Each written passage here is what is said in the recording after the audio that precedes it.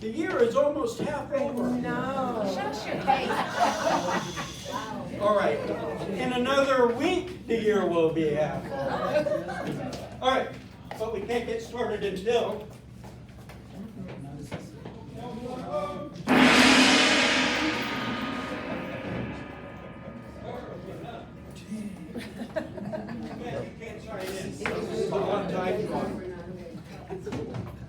All right.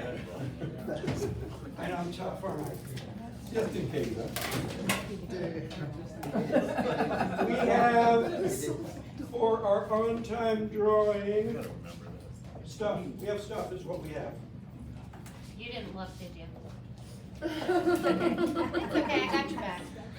Shut your mouth. All right, so the number is 14. Who's 14? Not me. Not me. Cynthia. Where'd she go? Oh, there you are. She's got a rock title shirt, some folders, all sorts of good stuff. Congratulations.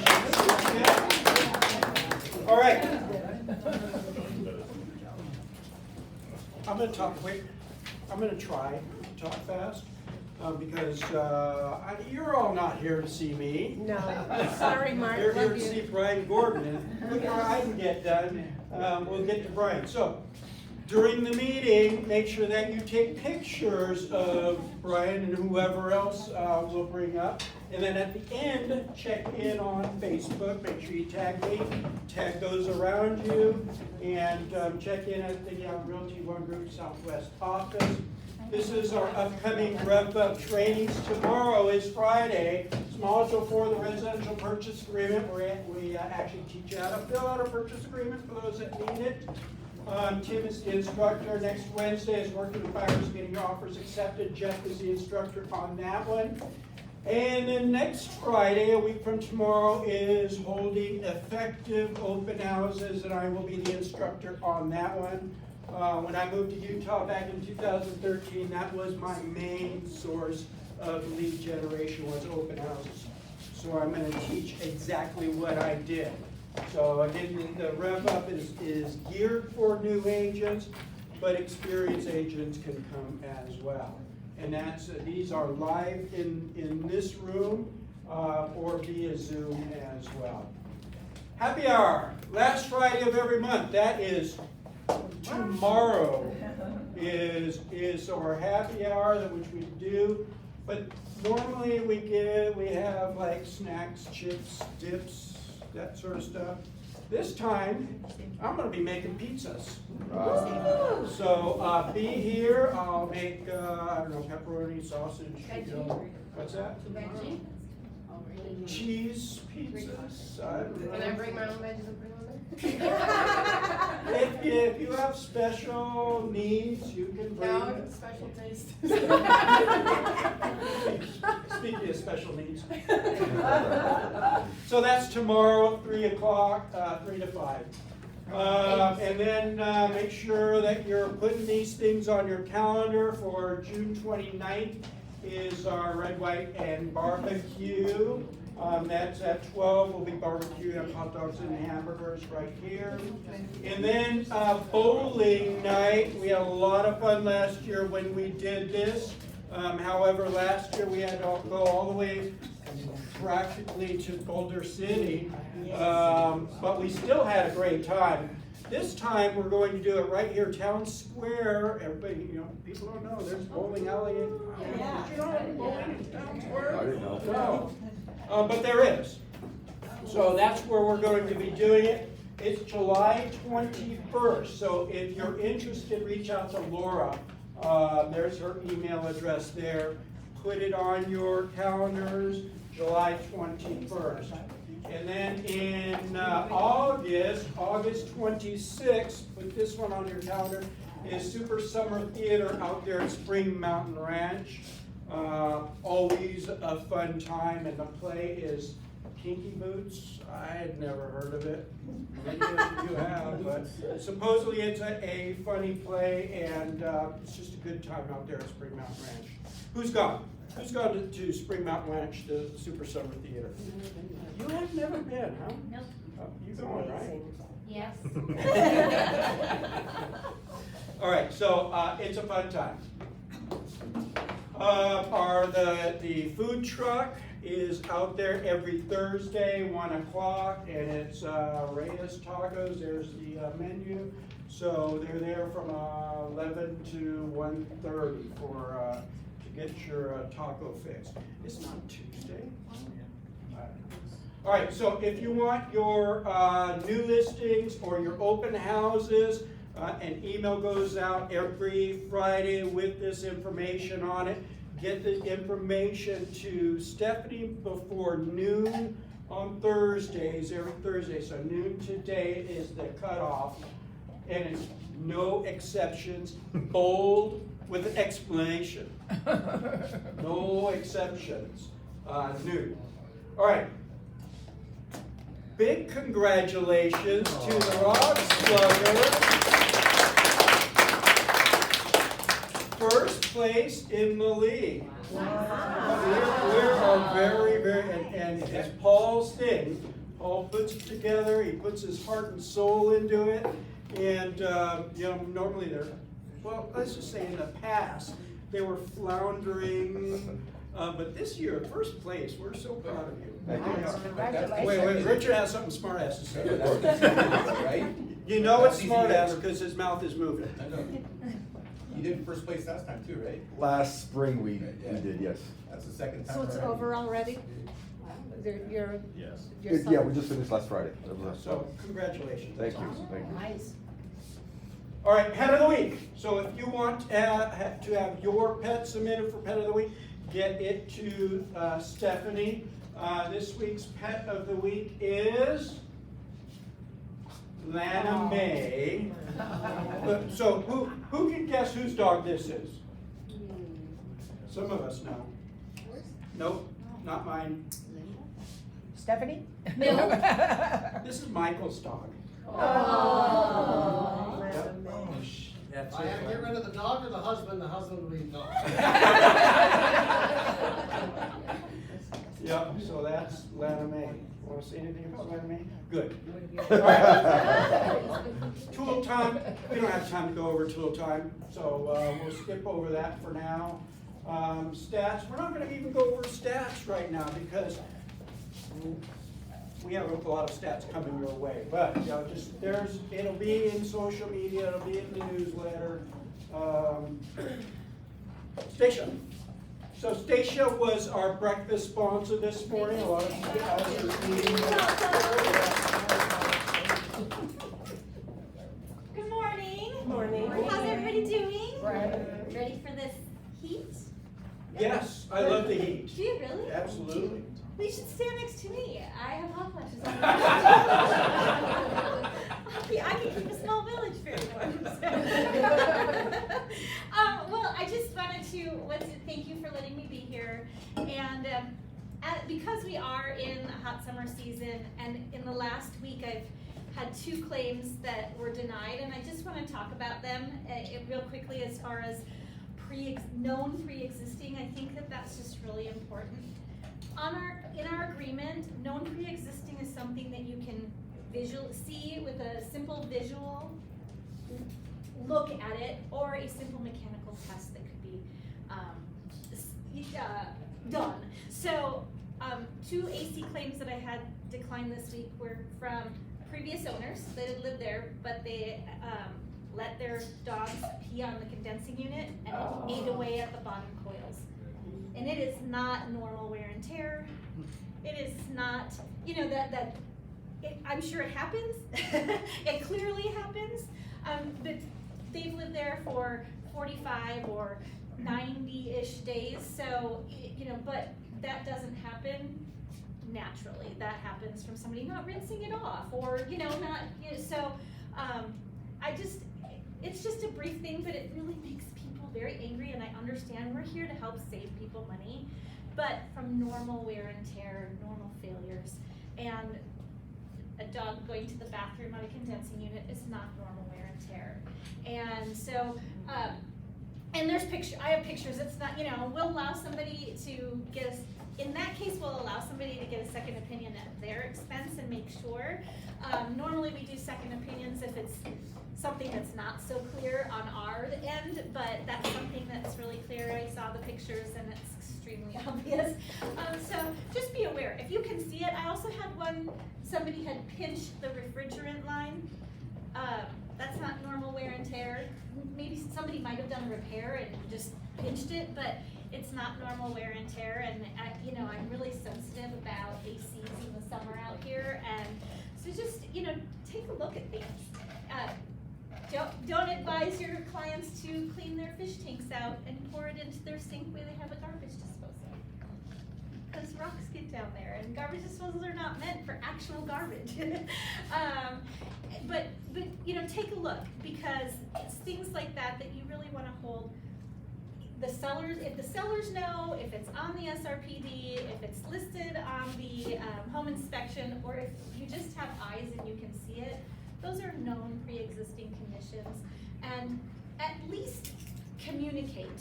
Said this might not be covered by the warranty. Don't set people up to be mad at you, to be mad at me, because those are things that I just can't usually assist with, except to say, hey, I'm really sorry, and can you call somebody else and get a quote? But so I'm always happy to have these conversations with your clients before they close and have a claim, so that they can hear it from me as far as the honest, true thing that we really do want to save your clients money.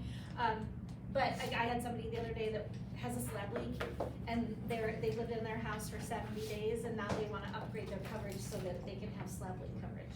I can't do that. That's like asking for gap insurance after you had your car in an accident. So we are an insurance type product, but I'm really happy to speak with your clients so that we can set the right expectations, so that you are the hero if the AC goes out or if the garbage disposal is damaged or something. So if you aren't working with someone that you like, trust, or have confidence in, love the opportunity to bring a business or discuss it. Thank you. Awesome, thank you. And thank you for the presentation. All right, rock title. Hello, good morning, you guys. Hey, everyone, good to see you. It's been a little bit of a minute since I've been here. Just really quick, we have our new June marketing assets. Who's all a VIP? Who is VIP with Rock Title? So we have quite a few that are not. It is no obligation to be VIP with Rock Title, right? It's an amazing program to be a part of VIP with Rock, because you only get these assets if you're VIP. Let me show you quickly. You have a Nevada June newsletter that is actually launched for, who does mass emailings? Who's doing newsletters out to their database? Who works with their CRM and sends something out every single month? Okay, who's doing daily posts, weekly Why posts? aren't there more hands up? Yeah, don't be shy, don't be shy, don't be shy. This is all put together for you, you guys. This is all ready to go in Rock University for you. Justin Taylor's behind all of it, as you know. He puts this in here a week ahead of time so that you can kick off your summer newsletter announcements. This newsletter is amazing, and if you want to see it, stick around after the meeting. I'm going to show all of you how to get it branded, ready to go and send out tomorrow if you want. Is that digital or paper? Yes, it's digital. You have to have a Canva account. Right. Okay. You can print it out though. It's printable. Oh, Yeah, it it's is printable, printable, absolutely. You can download anything in Canva as a PNG or a PDF. Okay. So it just depends on how you are, presenting the material. So the newsletter, and then if you go back, Mark, for me one screen, your June story posts and your June, so stories are different from the Facebook posts, right? No, Yeah, 'cause stories they are have the Facebook. Instagram size, like for regular posts, then they have like the squared ones, and then they have the story posts that are bigger for the whole page. So if you use the template here, there's 35 posts for the month of June for you guys ready to go. And if you want to see it all, if you want to see how easy it is to brand it to you, all you're doing is changing your name on it, sending it out. Justin puts together 35 posts for you. So stay after the meeting and I'll show you how to get it all done. And if you want to know more about Canva, one of our upcoming business meetings, we're going to have a Canva training. Where'd Kathy go? Kathy's going to be doing it. Kathy's actually Kathy. teaching a social media class right now. Okay. Oh, Kathy, go. Okay. Yep. Okay, cool. So yes, let's get you set up today after the meeting. Stick around. I'll get you guys VIP access. And then I think we have training for today at 1. Justin Taylor.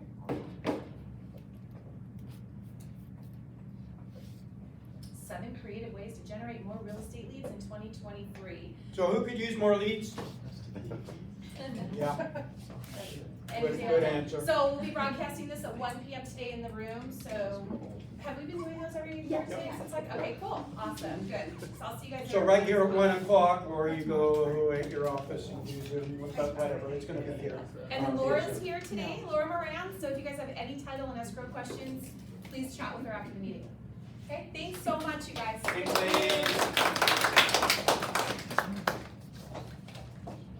All right, with that being said, let's welcome up Brian Gordon with Applied Analysis, because you all know what Applied Analysis is, right? All right. Well, thanks for having me. Appreciate it. Does the gong, you don't run around and do the gong all meeting or no? No, just the one time. Just the one time, Yeah. okay. Did that startle you? Yeah, it was pretty good. You were moving too. Like a whole lap here. I got my workout That's in. pretty good. Love it. All right. Hey, look at that. We First did it. try. That's We pretty did good. it. All right. So look, I'm here to talk to you guys today about what's happening in the economy, what's happening in the housing market. Obviously, you're in the trenches of what goes on here day in and day out in Las Vegas. Maybe some of this stuff will be helpful sort of for background. I shared a lot of these slides with the Las Vegas Realtors Association at their luncheon, I don't know, 30 days ago, 60 days ago. Yeah. At the M Resort? Yeah. You were there, I was okay. there.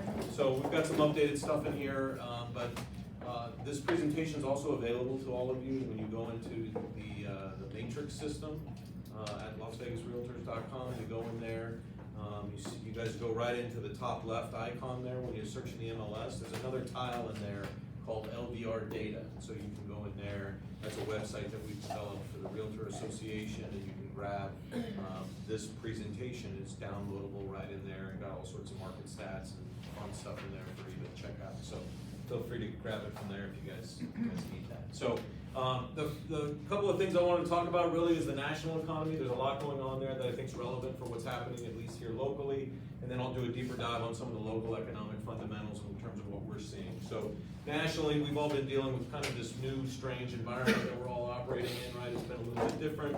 It's been a little bit challenging in some ways. And this is the question we get quite often, is this kind of the new normal? Is this how things are going to be going forward? And I think we'll start to see some adjustments take place in terms of the overall economy.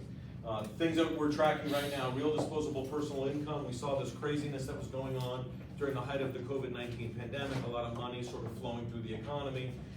We've also seen that coming from all of these transfers, those one-time payments that we saw going out to folks during the height of the pandemic. It's kind of created a lot of havoc in the economy overall. This wasn't necessarily sourced to economic sort of productivity or economic activity necessarily. This was just a transfer of funds really from the federal government into individuals' hands in order to keep the economy going. That was the whole idea at that time. You know, we threw about $5 trillion more into the overall economy.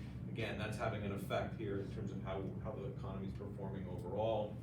Consumers started spending that money. We saw that coming through in a number of ways as people were buying automobiles and all sorts of stuff as they were they were flush with cash during that point in time. So we saw a lot more economic activity as a result of that. We've also seen people starting to borrow more, so revolving credit, auto loans, credit card debt, all those sorts of things sort of dipped down during the height of the pandemic as people were paying some of that down, but now we're borrowing again. We're sort of back up and beyond where we were before. Savings rates hit a really low level, the lowest we'd seen in about 15 years, although it's starting to edge back up. And it's because people are obviously spending money. This is where we were pre-pandemic. This is income on the left and spending on the right. We were pretty balanced. We saw a pretty balanced level of overall incomes relative to spending, about $15 trillion. Again, national numbers here to give you a sense of where we were. Then the pandemic hit, things went crazy.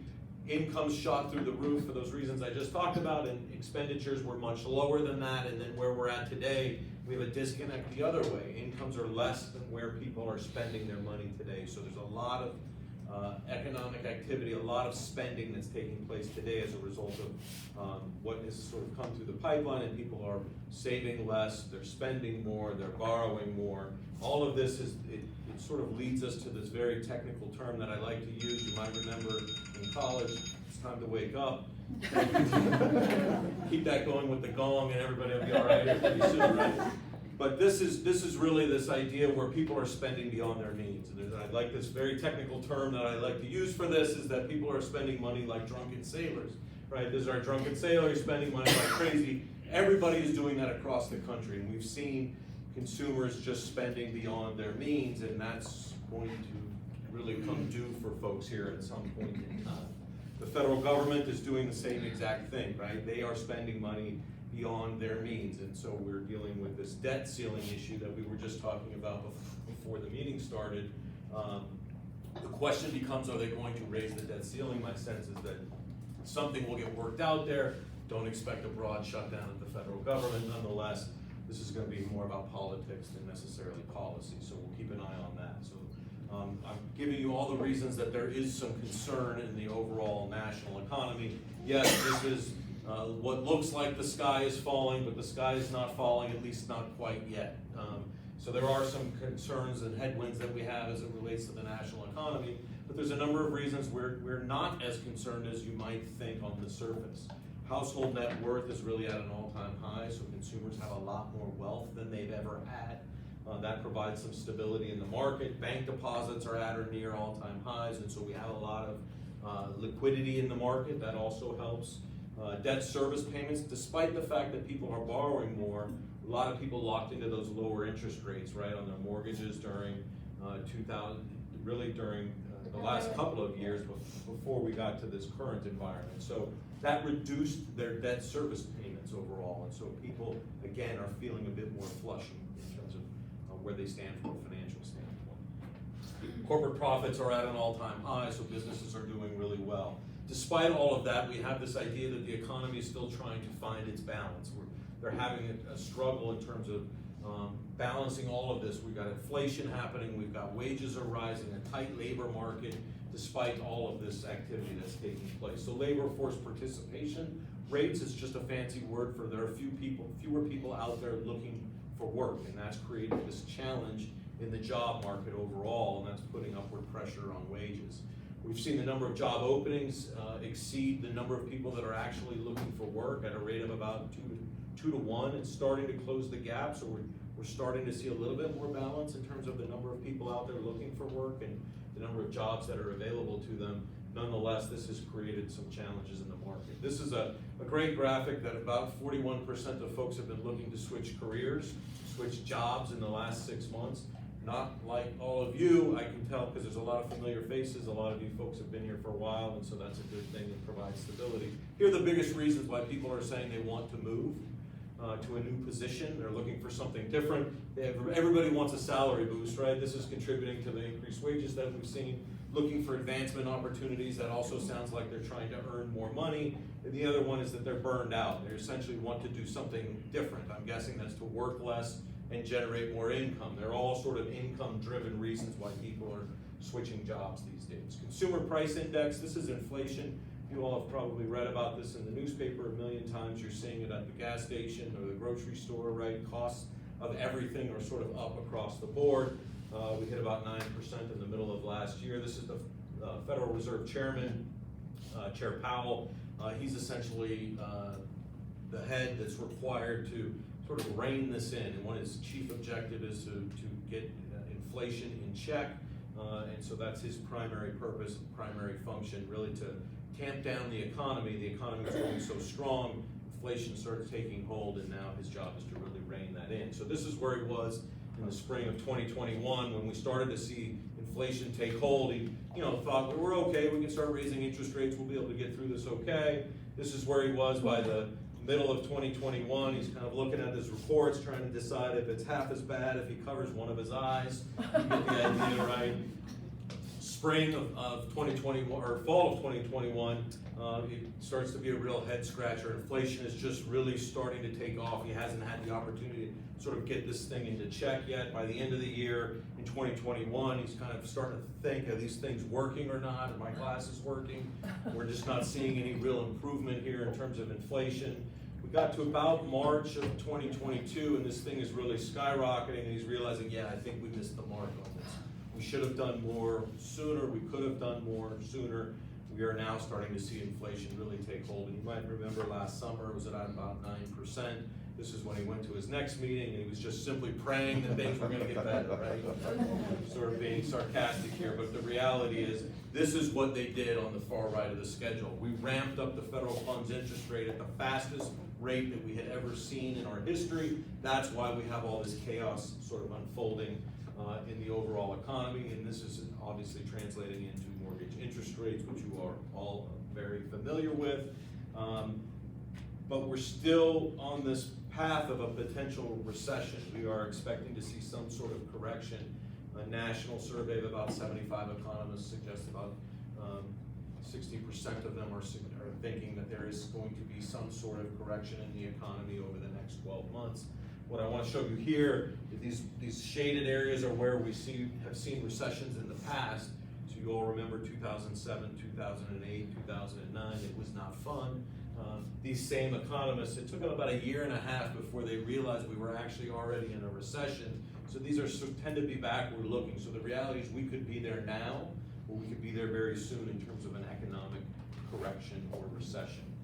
There's 3 scenarios in terms of how recessions play out. We've got the soft landing scenario. This is where we kind of navigate through this thing and don't have a whole lot of economic fallout. We also have the hard landing scenario. This is where we start to see more downturns in the economy. This plays a bigger role in terms of what happens from an economic perspective. And then we've got the crash landing scenario. This was 2008, 2009. We are not going to be back there. We will not have a repeat performance of that, bless you. I think we're probably somewhere between the soft and the hard landing. We'll see some correction. It won't be deep, it won't be long, but there may be some adjustments that take place in the overall economy. So that's kind of where our head's at in terms of where we're going. Local economy, this is a little bit more relevant. Obviously, all of that plays a role in terms of what happens here, but the direct sort of economic assessment in terms of what's happening. Here are all the major indicators. There's a ton of stuff on here. We just compare where we're tracking today versus a year ago, and green is good and red is bad. The only thing that's red on the board that you're seeing here as of the latest data, the number of cars that are coming across I-15 from California. So that has come down. Great if you're traveling across I-15, but we've seen a boost in terms of air travel. So visitors that are coming to Vegas, we're seeing a little bit of a shift, less coming from through their automobiles and more coming through the airport. So again, higher value consumers coming to Las Vegas. Population growth, we ranked really high. We've always been in the top 5 year in and year out. COVID-19 hits. Okay, I see a bunch of phones went up. Number 2 is where we ranked. Again, this is from 2019, the pre-COVID period. Here's the latest data. We ranked, Nevada ranks number 13. I don't believe these numbers, even though they're from the federal government and the U.S. Census Bureau. I think some of those data may be off a little bit in terms of how they're tracking that and how they're reporting it. I'll show you why that is. Las Vegas here, we've got 2.3 million folks here in Southern Nevada, and so you get a sense of where we're tracking. We've continued to grow throughout this time frame. And here are the real reasons why I believe we're continuing to see strong population growth here in Southern Nevada. We track these, I share these with you every year. I come out here, driver's license surrenders. Anybody that comes from out of state and takes their ID and goes down to the DMV office and gets that local ID, we're counting those. There's almost 72,000 people that have exchanged that out of state driver's license for a local ID. That's like 6,000 people a month that are moving into Las Vegas. We physically have their ID from another state. We know they have come here. At the same time, electric meter connections, how many homes are connected to the power grid? That's been also climbing at about 1 to 2% year over year. And so we know that more people are living in homes. We're building more properties. We're bringing more inventory online. Obviously, the new home market has slowed, but we've also seen apartments continue to come online. And so we believe there continues to be strong population growth. The 6,000 coming in a month, we're probably losing somewhere around 2,500 or so leaving every month as well. So on the net, we're probably to the positive by about 3,000 to 3,500 folks a month. So there are people moving in. This is about 8 people, the equivalent of 8 people moving into Southern Nevada every hour of every day throughout the entirety of the year. So we know there is strong population growth, and that is continuing to take hold. Driver's license by states. How many of you came from California, moved here from California? Okay, all right, yep, that's about 38% of you, look like. Yes, it's where we get the majority of our population. We keep people coming in from the west. Here's the share of folks that have come in from California. We saw a real boost during the height of COVID-19. People exited that higher cost of living market in California. A lot of them kept their jobs in California because they were working remotely. They opted in for a lower cost of living here. I think that had something to do with that. But nonetheless, we saw a lot of folks moving in here from the state of California. The overall job market, we're at about 1.1 million folks that are working here in Southern Nevada specifically, and you can kind of see the year-over-year growth rates. The rate of growth is starting to slow on the far right of the screen, but still positive. We are growing at a fairly robust pace. And as of the latest data through April, you can see we rank number 2 in terms of the second fastest major metro area in the country. We are growing at a rapid pace. We were also one of the, if not hardest hit communities in the country during the height of the pandemic. We are making great strides to get back there. We're seeing well above the national average in terms of overall employment growth, the average being about 2.6%, almost double that. Gains in the last year, leisure and hospitality, they lost a significant number of jobs. We are now bringing those positions back. We're still not back to where we were from a leisure and hospitality standpoint, but we are seeing some pretty impressive gains there. Professional and business services, education, healthcare, these are areas where the economy is continuing to expand. And when we look at growth rates in percentage terms, the construction sector is leading the way. We are still seeing a massive amount of construction activity, strong growth there leads in terms of the percentage gains on a year-over-year basis. The number of businesses that are here, we're continuing to create new businesses. This is a good thing for Las Vegas. We're continuing to add more companies onto the rolls. And we're seeing a ton of people relocating their businesses out of California. This was a study done by Claremont McKenna that looks at how many businesses left the state of California, that left California, and where did they go? Las Vegas was a key beneficiary of all of those businesses moving, as well as Henderson. So as long as they keep screwing things up in California, we'll be just fine. Keep it coming, right? As long as they don't turn us to California. There you go. That's the next question. All right. State business tax climate, we rank 7th best business tax climate in the country. We're in a good spot. We are perceived positively by businesses that are looking to relocate. We've got a lot of positive attributes there as well, and so that ranks really high. A survey of CEOs across the western United States identified Nevada as the best place to do business. So it's not just us, it's not just the metrics that you see in terms of tax rates and that sort of thing. It's also people that are actually running businesses view Nevada as a key place to do business. Our cost of living is relatively low compared to a number of these Western markets. So again, we have some advantages in that regard as well. Wages are also continuing to rise here, not just nationally, but locally. We've continued to see the average wages for folks continue to increase for all the reasons we talked about. Here's our mortgage interest rates. This is the last weekly tally from Freddie Mac. You're probably looking at this and saying, these aren't the rates today, right? These are the weekly surveys that they put out, demonstrates where we're at. This is obviously playing a role for all of your clients and everything that you guys do every day, right? This is what has been a problem over the last 12 months that has really slowed demand in the market, and this is just making the cost of housing more expensive. Here's where I just pulled this morning. It's a little tough to read, but this is where they say the 30-year fixed rate was as of yesterday. It's one of the first times I've seen it pop above 7% in a number of weeks. Again, this is from Mortgage Day News Daily, so take it how you will, but nonetheless, rates are bouncing around, and there's some volatility there, and it's creating some challenges for folks, no doubt about it. Here's your data from the Las Vegas realtors that we work with them on. This gives you the trend lines in the single family and the condo townhouse segment. We've seen in the last month, the month of April, we finally saw home prices tick up just a little bit from where they were. It kind of trended flat for about 4 months. The median price in the single family market was hovering around that $425, just popped up to $430. Obviously we're off the peaks of where we were last May, but you get the idea. There's some stability here. We are seeing some stability in overall home prices. A lot of that's being driven by the supply side of the equation as well.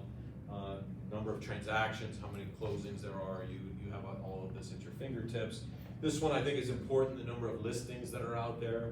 I think we're down below like 5,000 today when I looked at it last time, and it's sort of trending down in terms of the active inventory. So when you've got buyers, right, you're jumping in there, still you're dealing with, there's not a lot to choose from. So this is what's helped to stabilize the pricing side of the equation. And frankly, I think we're probably there to stay in terms of not having this runaway level of inventory. I just don't think we're gonna be back to where we were.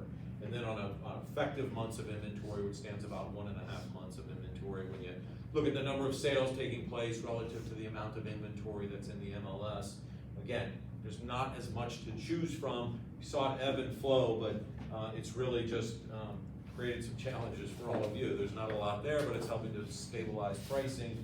So sort of a give and take. When we look at it on a price, different price ranges in terms of overall availability in the market, you get the idea of where the units are, the unit counts. Obviously at the lower end of the market, there's just fewer units available. We're talking about the hundreds and just 3 to 400,000 range.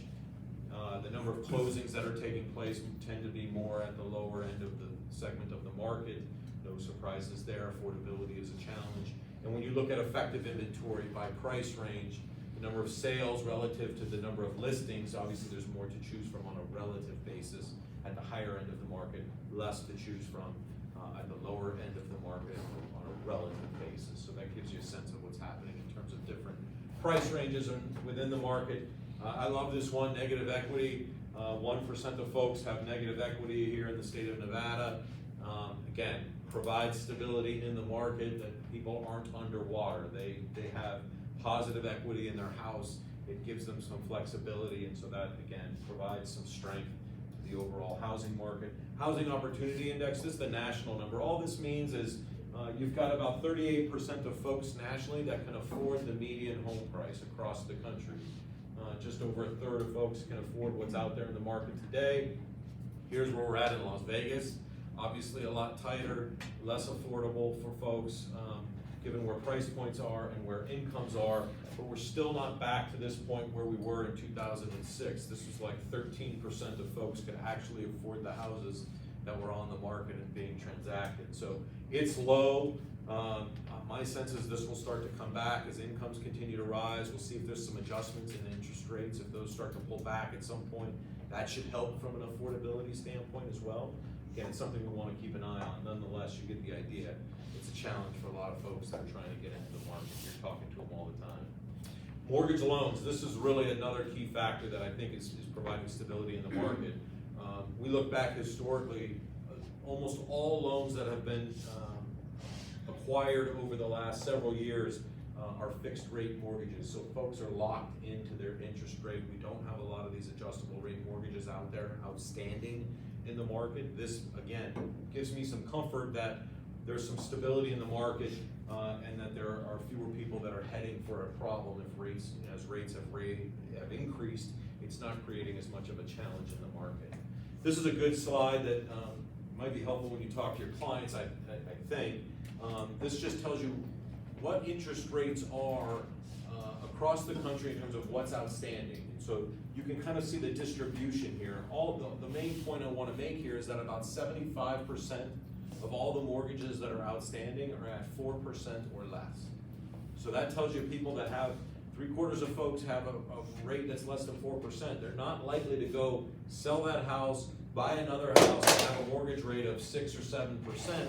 It's just going to cost them more, which means they're going to get less.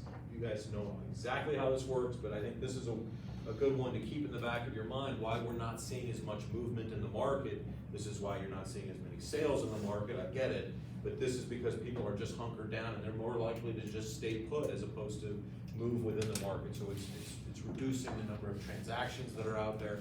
It's also helping to keep the level of inventory lower. And so again, all of that's providing stability, not fun for all of us that are selling real estate because there are not as many transactions, but it is helping to provide a stable environment from a pricing standpoint. New home market, tracking all the sales and prices there. Yes, they're up. They're sort of moderating a little bit in terms of the sales activity. Permits are actually starting to pick back up again. Builders are seeing the opportunity in the market, and so we're trending in that 10,000 to 12,000 units a year type of range. Apartments, we've got over 150,000 units we're tracking. You've seen all these things go up right down the street we're on right now, right? A ton of apartments, but vacancies have remained relatively low. We are doing pretty good from that standpoint. They're in demand, they've been filling up. Again, this is limiting the amount of inventory for any type of housing, the rental side and the for sale side. There's just not a lot to choose from when folks are moving here. We did see prices in the first quarter adjust a little bit in the market. Some more concessions are coming through. It's been a little bit softer because we saw that huge ramp up in prices, giving a little bit back on the apartment side. These are the averages across the entire Las Vegas Valley. Commercial vacancy rates are also doing really well. We've seen strong improvements across the board. Office, industrial, retail, all of those are doing really well, particularly industrial. Just so much demand for that big box distribution product for any of you that are dealing in the commercial markets. Leisure and hospitality, I just want to hit a couple of things here because this is really important. This is a third of our overall economy. This accounts for literally 3 out of 10 jobs here in Southern Nevada. A couple of the key metrics here, the airport, gaming related activity, hotel room rates, everything is essentially at an all-time high. We've seen the consumer coming back really strong. We don't have as many people visiting Las Vegas as we did in 2019, but we're almost back to where we were pre-pandemic, which is a great thing, but they are spending way more than they were before the pandemic. So we're tracking about $45 billion of visitor spending in the last year. It's the highest it's ever been here in Southern Nevada, and we still don't have as many people visiting us. So they're spending money like crazy. A lot of it has been sourced to special events. You've seen all these concerts and other events that are taking place at places like Allegiant Stadium and others. These are just some examples of the things that have been happening in Vegas. This is what really propelled us out of the pandemic, finding reasons for people to come to Las Vegas. This is what was driving it, just some examples of the type of stuff that's happening. And then we've got this thing on the horizon in November. You guys ever heard of this thing, Formula One? Yeah. Of course you have. You can't even open the newspaper without seeing this stuff. I mean, these guys are doing tremendous things. They're going to be running down the Las Vegas Strip, right, on a Saturday night, the week before Thanksgiving. This is going to be like a massive global event. Folks in Europe are going to wake up in the morning and they're going to watch a race go down the Strip in Las Vegas at nighttime. It'll be daytime for them, nonetheless. That's what's going to happen. This is it, roaring down Las Vegas Boulevard. Yes, they are going to build grandstands on the Bellagio fountains. I don't know how that works, but apparently they're much smarter than I am. Here's the track. You guys know where the track is. Las Vegas Boulevard goes around. You've seen this building that they build back. They're building back by Powell and Harmon. How many people were here like 20 years ago? And you were at the Drink nightclub, right? I was. You were. I saw you there. With the roof open? Oh yeah. Yes, the roof was open, and they had to put a roof on it. We were all there. We had a great time. That's where this thing is. This is where they tore that building down. They built this. They call them the Paddock. This is all the high-end luxury suites. You ever watch the Drive to Survive TV show? This is where they, all those guys have all that equipment, and the cars come out of there. This is like the VIP row right there at the old Drink nightclub. They paid $240 million for that property. They're building it with about another $250 million. It's like a $500 million facility on the corner of Harmon there in Koval. It's going to come around the Sphere and it's loop around behind, Venetian Palazzo past Wynn, and they're just going to hit the gas down Las Vegas Boulevard. I mean, this thing is pretty insane. These are the economic impacts of this particular event. Both the operations for year one and all the investments they're making, as well as the economic activity sourced to all the visitor spending. Yes, there's a $1.3 billion number on the screen for year one. Massive amount of economic investment and activity for the community during a week when Las Vegas is typically dead. So this is perfect timing. Yep. It's not a coincidence why it's happening that particular week. Then a few months later, in February of 2024, we got this thing called the Super Bowl coming to Vegas. Pretty cool stuff, right? Another massive event. We are on the global stage in terms of everything that's happening, sports, entertainment, you get it. $30 billion worth of things we're tracking. Major development projects that are in the pipeline throughout Southern Nevada. I just named a couple of them. The Sphere is obviously wrapping up later this year. Here it is, so you get an idea of what that is. 17,500 seats in this thing. It's like a $2.3 billion facility. This costs more than Allegiant Stadium costs to build. About a third of the seats. I mean, this is a super high-tech capital intensive project. Those are all LED boards on the outside. It's gonna be crazy when that thing opens up. The Fountain Blue, finally gonna open this year. Yes, we all remember the Fountain Blue. It's been there, standing, looking much like that for the last decade and a half, but it's getting there. Hard Rock, rebranding of the Mirage. They're gonna build a hotel tower on the front of that property.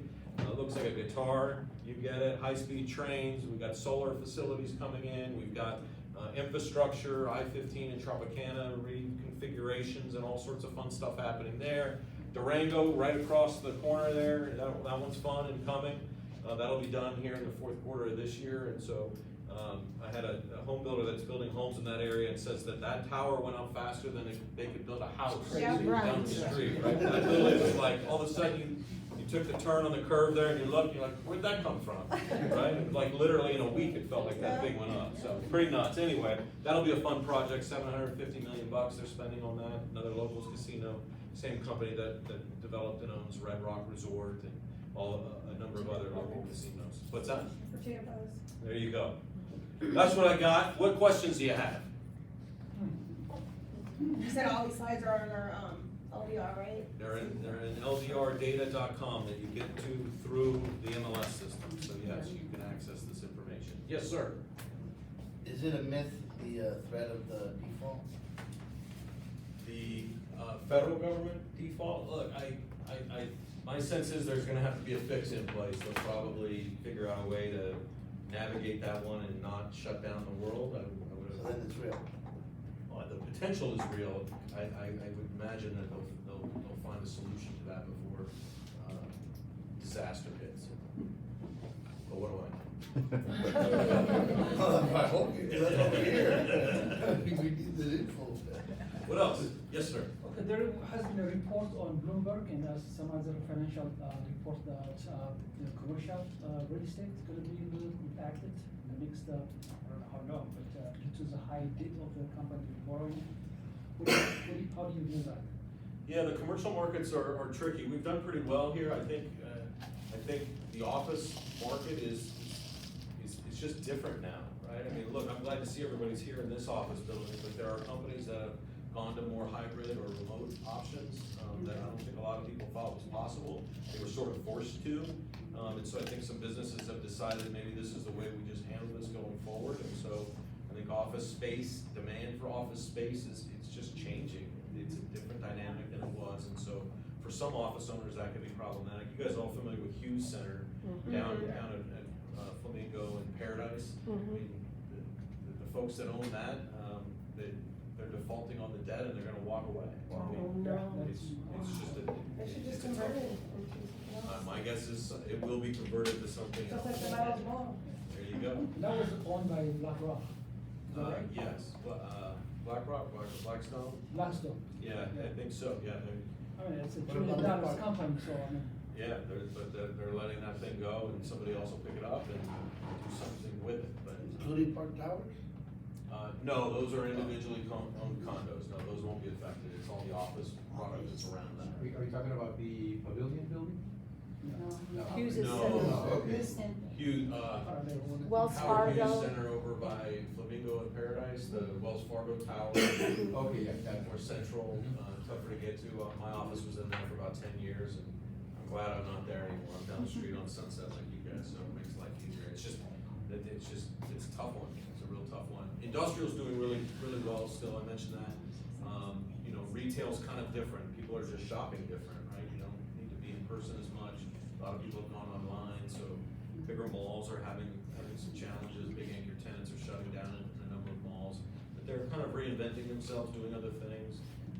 Boulevard malls, having like call centers and trying to bring in other entertainment options to those types of venues, bringing in some housing types of projects, senior housing, things like that, apartments to try and make the numbers work on some of those properties that they just don't pencil as massive malls anymore. It's just a different deal. So yeah, there's some potential for challenges, particularly on the investor side.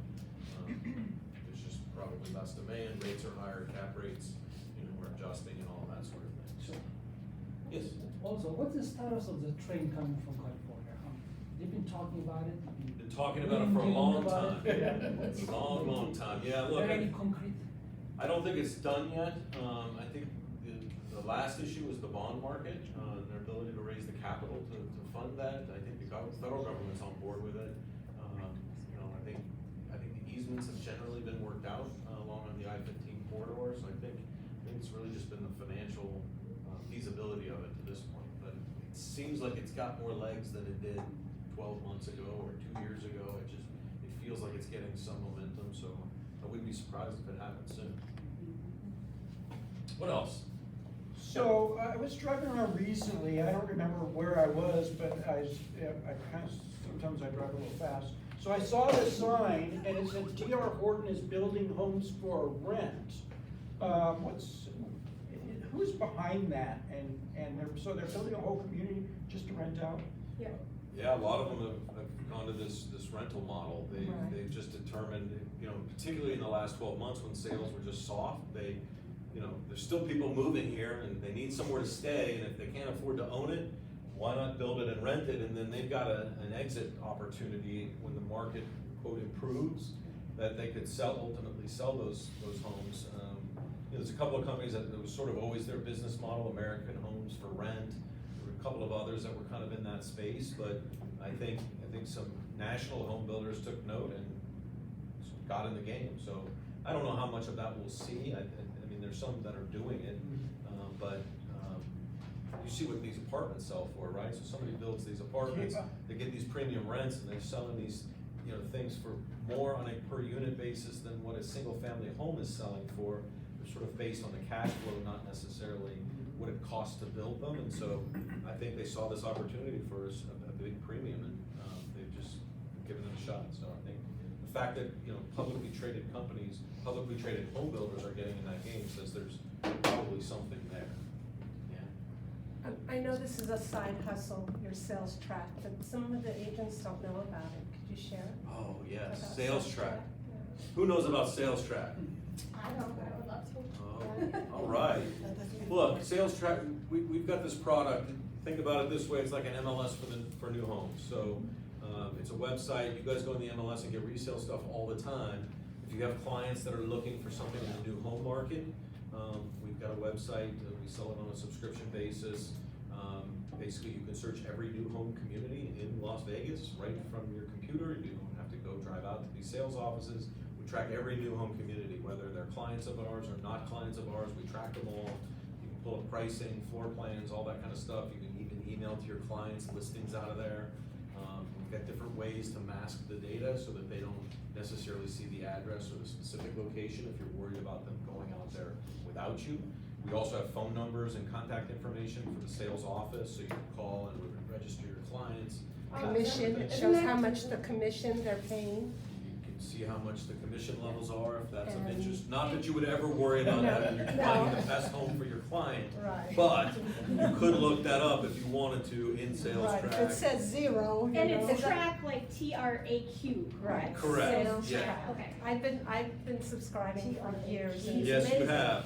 Thank Because you. You're welcome, because they even have floor plans, so if you do a listing, you could pull a floor plan up and incorporate that part of your pictures. It's just So an there's We have a amazing. different one with Sales Pro, a Source Pro, Did you have to that's pay through the for it? LVR website, we have like a different, core logic, things like that. That's a different one. So this sales track's catered with you. Basically it's the same thing, because you can register your stuff too, right? I think you can register there. I don't know if they have all the new home communities in Southern Nevada, though. That's one difference that's been pointed out to me before. And Sales Track has archived floor plans, which is huge, like Linda said. Okay, Take I just a wanna know the listing, differences. You can go in there, print out a floor plan and put it in. Yeah. Or if you're even searching for a client and you see this home on the MLS and you say, I wonder if this house works, these pictures are terrible, then you go to the archives and you could literally see the floor plan and determine whether it works for your client. So. When are you How do you joining find our it? sales team? Well, I love you guys, I think you just do We an love amazing you. job. So, I know, like I said, I know Work on sales commission. track, a sales track is your side hustle, cause this is your main Side thing. hustle. Is it sales or sales track? Sales, S-A-L-E-S-T-R-A-Q. You're gonna go to the website, yeah, that's it, exactly. Sales Track Standard will get you 99% of what you need. You don't need the pro version unless you're really geeky and dorky like me. But you can get the MLS for new homes under standard, you get the archive under the standard plan. You'll see it says on there it's $29 a month. We sell it to Realty One agents for $100 for the year. Which is well worth it. So if you do sign up, put Realty One agent in the comments field, and you will only be charged $100 for the year. And then you get a renewal invoice every year, pay it if you wanna keep it, tell us if you don't wanna keep it, and no commitment kind of a thing after that, so. if you wanna do that- It's only for homes, right? Correct, new homes. And I can honestly say, you have not raised that price. Yes, In and like we've 10 worked- years. exactly. Thank you. Yes. Oh, thank you. Yes, thank you. We have kept the price the same forever. I'll be honest. We bought Sales Track in March of 2012. We are now in 2023. We have not changed the prices in 11 years since we bought the company. So something we've toyed with, but then we figured we'd just get all of you mad. So we have not. Yeah. Do you have an app with sales numbers? We do not have a mobile app for Sales Track, but it is, when you get in there, it's pretty easy to kind of navigate, iPad, just Google it. Yeah, just put it in. Anything your else? search bar. Is the gong coming? No garbage yet. You don't finish with the gong? No. Okay. Because I wore myself out already. Oh, making that. do the reverse lap. You want me to run again? Yeah, I know. Well, thanks for having me, everybody.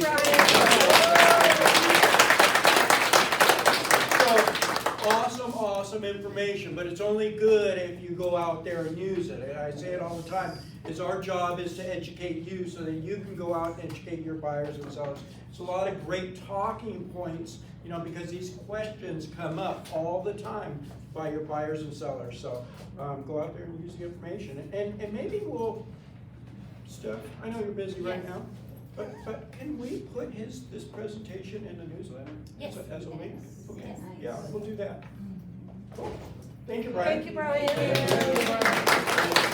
We're good. Happy hours tomorrow at what time? 8 o'clock. 8 o'clock.